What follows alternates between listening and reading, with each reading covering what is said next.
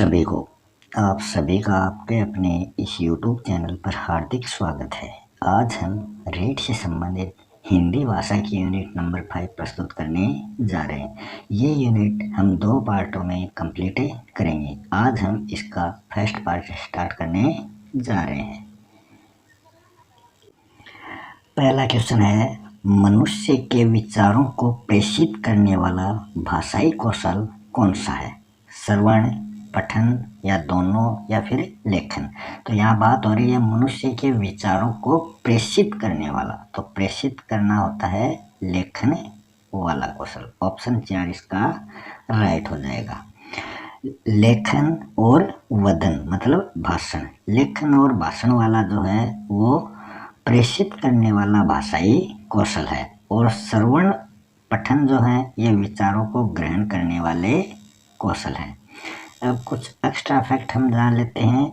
पठन प्रक्रिया के 4 सोपान होते हैं: प्रत्यभिज्ञान, अर्थग्रहण, मूल्यांकन तथा प्रतिक्रिया, और अंतिम है अनुप्रयोग। ये 4 सोपान पठन क्रिया के माने जाते हैं। अनुप्रयोग जो है यह इसमें क्या बताया कि पठन तभी पूर्ण माना जाएगा जब उसके द्वारा पाठक के विचारों कार्यों में किसी प्रकार का कोई परिवर्तन आता है, तभी वो पठन पूर्ण माना जाता है कि उसमें कुछ ना कुछ परिवर्तन आना चाहिए।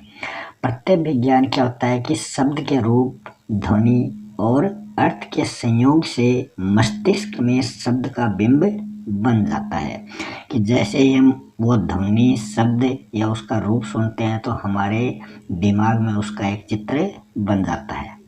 मूल्यांकन क्या है? यह है उच्च कोटि का अर्थ ग्रहण। उच्च कोटि का अर्थ ग्रहण वही है जिसमें पाठक की मूल्यांकन दृष्टि व प्रतिक्रिया का संयोग होता है। नेक्स्ट 2 नंबर क्वेश्चन है, मूर्त भाषाई कौशल कौन सा है? तो भाषाई कौशल जो होते हैं वो 2 प्रकार के होते हैं, मूर्त और अमूर्त। तो यहाँ मूर्त भाषाई कौशल पूछा है: पढ़ना, सुनना, बोलना या फिर उपयुक्त सभी। तो पढ़ना और लिखना जो है ये तो मूर्त भाषाई कौशल है। सुनना, बोलना जो है ये अमूर्त भाषाई कौशल है। नेक्स्ट 3rd नंबर क्वेश्चन है, भाषा शिक्षण की दृष्टि से बालक का प्रथम शिक्षक कौन होता है? तो पिता होता है या माता होती है या फिर दादा होता है या भाई या बहन होता है? तो बच्चा जो होता है उसका पहला शिक्षक जो होता है वो उसकी माता होती है, और बालक की जो प्रथम पाठशाला होती है वो परिवार होती है। नेक्स्ट है, छात्रों द्वारा किया जाने वाला वाचन क्या कहलाता है? छात्र जब वाचन करते हैं कक्षा में तो वो क्या कहलाता है? आदर्श वाचन, अनुकरण वाचन या दोनों या इनमें से कोई नहीं। अनुकरण मतलब पीछे पीछे चलना, तो छात्र जो है वो अध्यापक के पीछे पीछे वाचन करते हैं, वो अनुकरण वाचन कहलाता है। आदर्श वाचन जो होता है वो शिक्षक करता है, और जो अनुकरण वाचन होता है ये सस्वर और मौन रूप से किया जाता है। सस्वर अनुकरण वाचन और अनुकरण मौन वाचन, ये इसके 2 भेद होते हैं। नेक्स्ट है मौन वाचन। नेक्स्ट है मौन वाचन का भेद इनमें से कौन सा नहीं है? तो मौन वाचन का भेद नहीं है मतलब मन मन में पढ़ना। त्वरित वाचन, गंभीर वाचन, दोनों या समवेत वाचन? तो समवेत वाचन जो है यह है एक समूह प्रकार का वाचन है, ना कि मौन वाचन। त्वरित वाचन और गंभीर वाचन ये मौन वाचन के ही भेद हैं। त्वरित वाचन वो होता है जो द्रुत गति से वाचन किया जाता है, मतलब जल्दी जल्दी उसका वाचन किया जाता है। गंभीर वाचन वो होता है एक एक शब्द पर ध्यान देकर वाचन करना। और सामान्य वाचन वो होता है जो बिना होठ हिलाए किया जाता है, वो सामान्य मौन वाचन होता है। व्यक्तिगत वाचन का प्रकार नहीं है, तो इसमें कौन सा व्यक्तिगत वाचन का प्रकार नहीं है वो इसमें पूछा गया है। तो आदर्श वाचन, द्रुत वाचन, अनुकरण वाचन या उपयुक्त सभी? तो व्यक्तिगत वाचन का जो प्रकार नहीं है वो है उपयुक्त सभी। ये कोई भी व्यक्तिगत वाचन का प्रकार नहीं है। छात्र द्वारा कक्षा में खड़े होकर सस्वर वाचन करना ही व्यक्तिगत वाचन है। व्यक्तिगत वाचन क्या है? छात्र कक्षा में खड़े होकर सस्वर वाचन करते हैं, वही व्यक्तिगत वाचन है। फिर कुछ एक्स्ट्रा फैक्ट है, ये देख लेते हैं।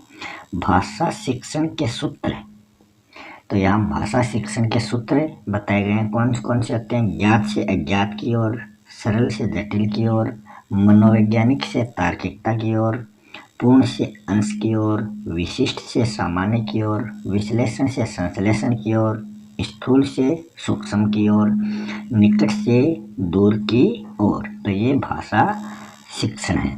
फिर अर्थ ग्रहण की दृष्टि से पठन के 3 स्तर कौन कौन से होते हैं वो देख लेते हैं।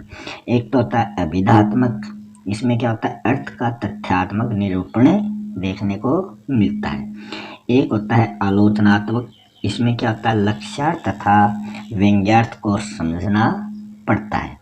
एक होता है सृजनात्मक, इसमें क्या होता है? पाठक द्वारा स्वानुभव के आधार पर लेखक के विचारों का मूल्यांकन करके नई कल्पना, दृष्टिकोण, निष्कर्ष की स्थापना की जाती है।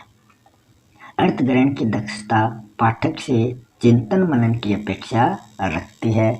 मूल्यांकन जो है ये, इसमें अच्छा पाठक वही है जो लेखक के द्वारा प्रस्तुत घटना, विचार, चरित्र या मंतव्य को समझते हुए मूल्यांकन करता चले, वही सबसे अच्छा मूल्यांकन है। नेक्स्ट क्वेश्चन है, भाषाई कौशलों में बालक पठन के बाद में क्या सीखता है? श्रवण, वदन, लेखन, भाषण। तो भाषाई कौशलों में पठन के बाद में बच्चा लेखन कार्य सीखता है। ऑप्शन 3 इसका राइट हो जाएगा।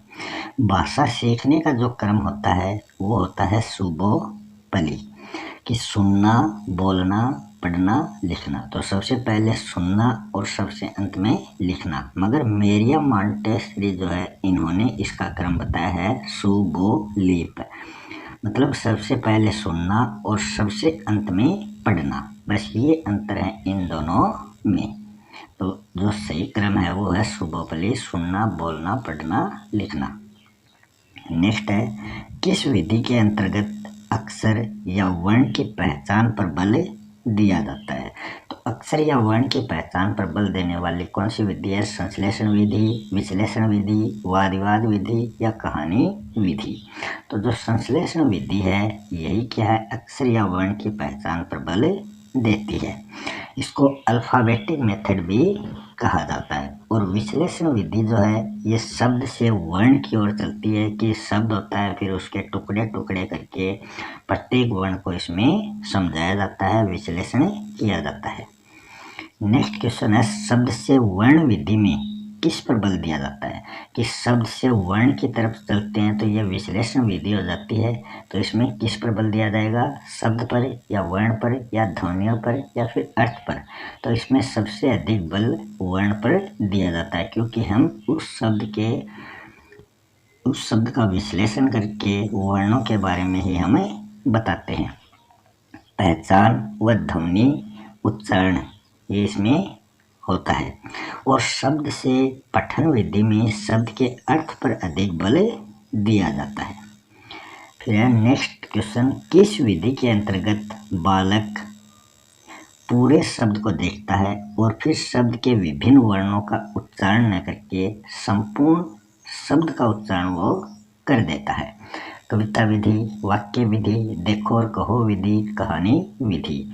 तो बालक जो है वो पूरे शब्द को देखता है और एक साथ उसका उच्चारण करता है, वो है देखो और कहो विधि। और कविता विधि में क्या होता है? सर्वप्रथम बालक कविता याद करता है। और वाक्य विधि में जैसे दादा आया, ये एक प्रकार का वाक्य है। और कहानी विधि में क्या होता है? वर्णमाला का ज्ञान कहानी द्वारा इसमें करवाया जाता है। नेक्स्ट है, समान आकृति वर्ण समूह विधि इनमें से कौन सी है? समान आकृति वर्ण समूह, जिसमें वर्णों को समूह में विभाजित किया जाता है। रचनात्मक, समस्यात्मक, भावात्मक, विचारात्मक। तो ये है रचनात्मक विधि। वर्ण को समूह में इसके अंतर्गत विभाजित किया जाता है। फिर कुछ एक्स्ट्रा फैक्ट है, ये देख लेते हैं कि अशुद्ध उच्चारण के दोष क्या होते हैं। शुद्ध उच्चारण भाषा के ज्ञान का आवश्यक अंग माना जाता है कि भाषा के ज्ञान का आवश्यक अंग क्या है, शुद्ध उच्चारण है। शिक्षक में ज्ञान का अभाव होने से बच्चा अशुद्ध उच्चारण सीखता है, या असावधानी, भय या गलत संगत या प्रयत्न लाघव या ध्वनि यंत्र में विकार या व्यंजन गुच्छ या छात्र में श्रवण का अभाव। तो ये सभी क्या है, उच्चारण दोष के प्रमुख कारण हैं। उच्चारण दोषों के निराकरण के उपाय क्या हैं? शिक्षक द्वारा छात्रों को वर्ण व ध्वनि का उचित ज्ञान कराया जाना, अनुकरण विधि का अधिक से अधिक प्रयोग करवाना, प्रतियोगिताएं आयोजित करवाना, छात्र के साथ सहानुभूतिपूर्ण व्यवहार करना। तो ये उच्चारण दोष से इनको निराकरण करने के ये उपाय बताए हैं। फिर बताया गया है भाषा कौशल। छात्र को ध्वनि व शब्द का शुद्ध उच्चारण करना चाहिए। निसंकोच बोलने की प्रवृत्ति छात्र में विकसित करनी चाहिए। चित्रों पर वार्तालाप का अवसर प्रदान करना चाहिए। तो ये भाषण कौशल के अंतर्गत आता है। भाषा जो है वो विचारों की अभिव्यक्ति का प्रमुख माध्यम है। मनुष्य अपने भावों का प्रकाशन भाषा द्वारा ही करता है। अभिव्यक्ति जो होती है उसमें व्यक्ति दो प्रकार से अपने भावों या विचारों को अभिव्यक्त करता है, एक तो मौखिक मुख से बोलकर, और एक वो अपने भाव या विचार लिखित रूप में, मतलब लिखित भाषा में प्रकट करता है। नेक्स्ट क्वेश्चन है, किस विधि में छात्र वर्ण को देखकर अपनी अभ्यास पुस्तिका में लिखता है? खंडशः लेखन विधि में, स्वतंत्र लेखन विधि में, रेखा अनुसरण विधि में, या फिर रेखा विधि में? तो किस विधि में वो वर्ण को देखकर अपनी अभ्यास पुस्तिका में लिखता है, वो स्वतंत्र लेखन विधि होती है।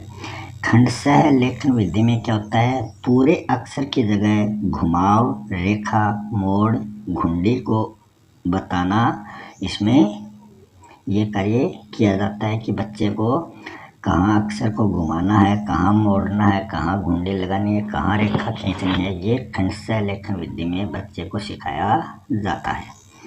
नेक्स्ट है 13 नंबर क्वेश्चन, जैक्टॉक विधि। जैक्टॉक जो लेखन विधि है ये है, तो इसके बारे में कौन सा कथन जैक्टॉक लेखन विधि का है? बालक को रेखा खींचने की शिक्षा इसमें दी जाती है, या फिर सार्थक रेखाओं के माध्यम से वर्ण लेखन का अभ्यास उसमें कराया जाता है, या बिना देखे वाक्य लिखता है और सही वाक्य के मिलान पर अशुद्धि को वो सुधारता है, या फिर लकड़ी के गत्ते व प्लास्टिक के बने अक्षरों को संयोजित करवाकर लेखन अभ्यास करवाया जाता है। तो जैक्टॉक लेखन विधि में क्या होता है, बिना देखे वाक्य बच्चा लिखता है और सही वाक्य से मिलान करके वो अपनी अशुद्धि को सुधारता है। और जो बालक को रेखा खींचने की शिक्षा दी जाती है, ये रेखा विधि के अंतर्गत आता है। और सार्थक रेखाओं के माध्यम से वर्ण लेखन का अभ्यास कराना पेस्टोलॉजी विधि के अंतर्गत आता है। और लकड़ी के गत्ते व प्लास्टिक के बने अक्षरों को संयोजित करके लेखन का अभ्यास करवाया जाता है, वो मॉन्टेसरी विधि होती है। 40 नंबर क्वेश्चन है, हिंदी भाषा शिक्षण की प्रमुख चुनौती नहीं है। तो इसमें नहीं पूछा है, तो हिंदी भाषा शिक्षण की चुनौतियां यहाँ दी गई हैं, उनमें से कौन सी नहीं है? बालकों की बौद्धिक समानता, बच्चों के पूर्व ज्ञान के आधार पर पाठ की शुरुआत करना, व्यक्तिगत भिन्नता की समस्या, या बच्चों के उच्चारण व बोलचाल में मातृभाषा का अधिक प्रयोग। तो इसमें जो चुनौती नहीं है वो है ऑप्शन ए, बालकों की बौद्धिक समानता नहीं बल्कि असमानता होता तब ये भी भाषा शिक्षण की एक चुनौती हो जाती। यही ऑप्शन इसमें गलत है। सभी में मातृभाषा व ज्ञान का स्तर जो होता है वो भिन्न भिन्न होता है, ना कि समान। कोई बच्चा होशियार होता है, कोई बच्चा कम बुद्धिमान होता है। कक्षा में बुद्धिमान छात्रों का एकाधिकार इसके अंतर्गत होता है और कक्षा का जो माहौल है वो छात्रों के अनुसार ये भी इसकी चुनौती है। आज का अंतिम क्वेश्चन है, भाषण कौशल की विशेषता नहीं है। तो यहाँ भाषण कौशल दे रखे हैं, उसमें से कौन सी विशेषता नहीं है? पर वह है विचार क्रमबद्धता, उच्चारण शुद्धता या स्वाभाविकता एवं स्पष्टता। तो इसकी जो विशेषता नहीं है वह उच्चारण अशुद्धता। उच्चारण शुद्धता होता तब ये सही होता, तो अशुद्धता इसमें नहीं आएगा। तो ऑप्शन 3 इसका राइट हो जाएगा। और कौन सी विशेषता है? अवसरानुकूलता, सशक्तता, विभिन्न चित्रों दृश्यों पर वार्तालाप। इस प्रकार आज हमने इसका फर्स्ट पार्ट कर लिया है। सेकेंड पार्ट में हम इसके आगे के क्वेश्चन आपके सामने प्रस्तुत करेंगे। तब तक के लिए धन्यवाद।